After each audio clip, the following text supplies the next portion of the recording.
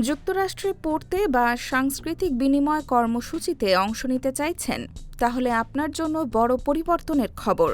President Donald Trump প্রশাসন আন্তর্জাতিক শিক্ষার্থী, এক্সচেঞ্জ ভিজিটর এবং বিদেশি সাংবাদিকদের ভিসা নীতিতে নতুন কড়াকড়ি আরোপ করেছে।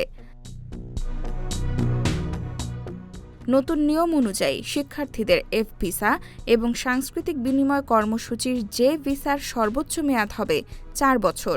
অন্যদিকে বিদেশি সাংবাদিকদের ভিসা সর্বোচ্চ 240 দিনের জন্য দেওয়া হবে, আর চীনা সাংবাদিকদের ক্ষেত্রে এই মেয়াদ হবে মাত্র 90 দিন। এছাড়া স্নাতকোত্তর পর্যায়ের আন্তর্জাতিক শিক্ষার্থীরা কর্তৃপক্ষের অনুমতি ছাড়া বিষয় পরিবর্তন বা অন্য শিক্ষা প্রতিষ্ঠানে হস্তান্তর হতে পারবেন না। পড়াশোনা বা প্রশিক্ষণ শেষ হওয়ার পর যুক্তরাষ্ট্রে থাকার জন্য আগে যেখানে 60 দিন সময় দেওয়া হতো, এখন তা কমিয়ে 30 দিন করা হয়েছে। ডিএইচএস বলছে, আন্তর্জাতিক শিক্ষার্থী ও অন্যান্য অভিবাসী ভিসাধারীর সংখ্যা দ্রুত বেড়ে যাওয়ায় কার্যকর নজরদারির স্বার্থেই এই পরিবর্তন আনা হয়েছে।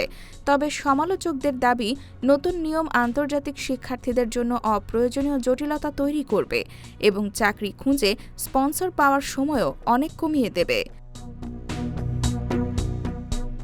ফেডারেল রেজিস্টারে প্রকাশের 60 দিন পর কংগ্রেসের পর্যালোচনা সাপেক্ষে নতুন বিধিমালা কার্যকর হওয়ার কথা রয়েছে। ফলে যুক্তরাষ্ট্রীয় উচ্চশিক্ষা বা এক্সচেঞ্জ প্রোগ্রামে যেতে আগ্রহীদের এখন থেকেই নতুন নিয়ম সম্পর্কে সতর্ক থাকা জরুরি। IBTV USA, new York.